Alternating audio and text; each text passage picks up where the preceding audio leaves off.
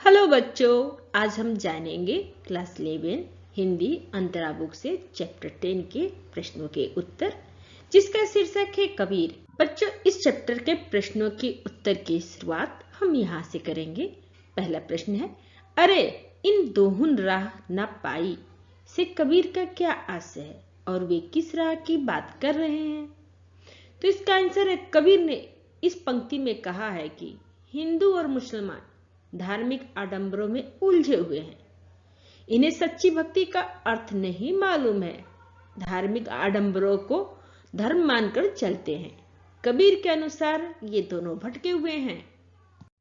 Second प्रश्न है, इस देश में अनेक धर्म, जाति, मजहब और संप्रदाय के लोग रहते थे, किंतु कबीर हिंदू और मुसलमान की ही बात क्यों करते हैं?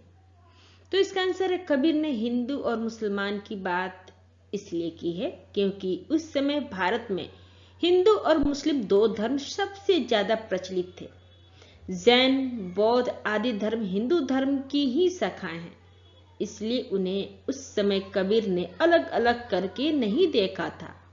इन दो धर्मों के बीच ही लड़ाई होती रहती थी। उन्होंने दोनों की भक्ति विधि का खंडन करते हुए उन्हें सन्मार्ग पर चलने के लिए प्रेरित किया है। थर्ड प्रश्न है, हिंदुन की हिंदुआई देखी तुर्कन की तुर्काई के माध्यम से कबीर क्या कहना चाहते हैं? वे उनकी किन विशेषताओं की बात करते हैं? तो इसका आंसर है, कबीर कहते हैं कि दोनों ही धर्म में अनेक प्रकार के आडंबर प्रचलित है। दोनों स्वयं को श्रेष्ठ बताकर आपस में लड़ते हैं। हिंदू छुआछूत में भरोसा रखते हैं और दूसरी ओर वेश्यावृत्ति में लिप्त है, परंतु अपवित्र नहीं होते हैं, इसलिए उनकी शुद्धता और श्रेष्ठता बेकार है। वही मुसलमान के बारे में कहते हैं कि वे जीव हत्या करते हैं और उसे मिलजुल कर खाते हैं और सगे संबंधियों से विवाह करते हैं, इसलिए हिंदू मुसलमान दोनों एक ही जैसे हैं। फोर्थ प्रश्न है, कौन राह है जाई का प्रश्न कबीर के सामने भी था। क्या इस तरह का प्रश्न आज समाज में मौजूद है? उदाहरण सहित स्पष्ट कीजिए। तो इसका आंसर है बच्चों कि प्राचीन काल से लेकर अभी तक मनुष्य इसी दुविधा में फंसा हुआ है कि वो किस राह को चुने। आज के समाज में भी यह प्रश्न सभी के सामने है। भारत जैसे देश में तो हिंदू, मुस्लिम, सिख, ईसाई, बौद्ध, जैन इत्यादि धर्म प्रचलित हैं। सब स्वयं को अच्छा और श्रेष्ठ बताते हैं। सबकी अपनी मान्यता है। मनुष्य इनके मध्य उलझकर रह गया है। उसे समझ ही नहीं आता कि वो किसे अपनाए जिससे उसका जीवन की राह सही दिशा में चले। 5 प्रश्न है, पालम आओ हमारे गहरे में कवि किसका आह्वान कर रहे हैं और क्यों? इसका आंसर है, प्रस्तुत पंक्ति में कबीर भगवान का आह्वान कर रहे हैं। वे अपने भगवान के दर्शन के प्यासे हैं। अपने भगवान के दर्शन पाने के लिए उन्हें अपने पास बुला रहे हैं। 6 प्रश्न है, अन्न न भावे नींद न आवे का क्या कारण है? ऐसी स्थिति क्यों हो गई है? तो इसका आंसर है कि अपने नायक के वियोग में जिस तरह नायिका को कुछ भी अच्छा नहीं लगता, वो खाना पीना छोड़ देती है और उसे नींद भी नहीं आती, उसी तरह से कबीर की जीव आत्मा को भी परमात्मा रूपी प्रीतम के योग में खाना पीना अच्छा नहीं लगता।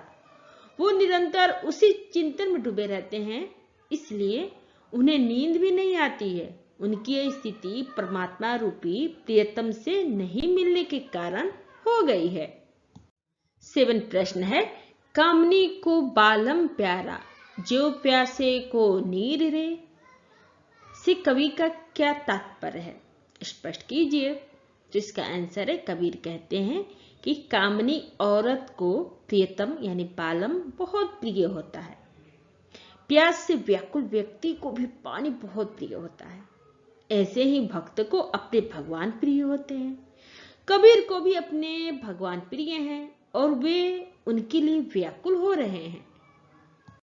8 प्रश्न है, कबीर निर्गुण संत परंपरा के कवि हैं और ये पद बालम आओ हमारे गहरे सकार प्रेम की ओर संकेत करता है। इस संबंध में आप अपने विचार लिखिए।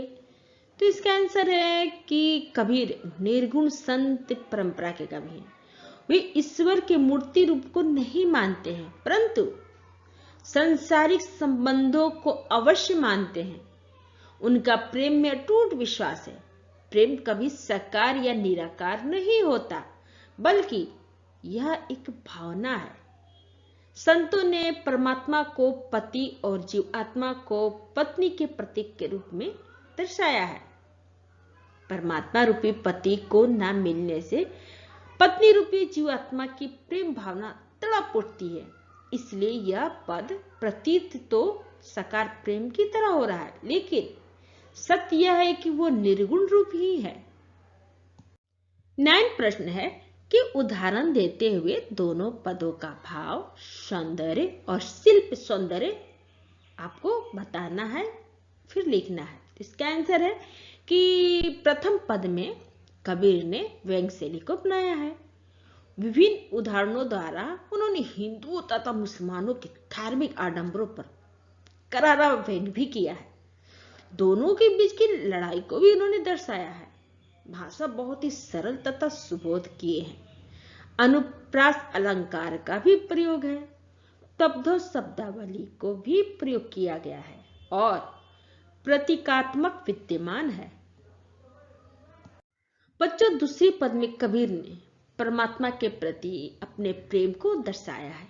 उन्होंने जीवात्मा को पत्नी और परमात्मा को पति के प्रतीक के रूप में बरताकर उनसे मिलन की तड़प को दिखाया है। यहाँ पर प्रियतम और प्रिया के साकार प्रेम को माध्यम बनाया गया है। विरह उसकी साधना में बाधक के स्थान पर मार्ग बनाने का कार्य करती है। इस पद की भाषा भी सरल और सधुक्कड़ी है। परमात्मा को प्रियतम और स्वयं को प्रिय दिखाने के कारण प्रतीकात्मकता का सुंदर प्रयोग हुआ है। भक्ति रस की प्रधानता है यह।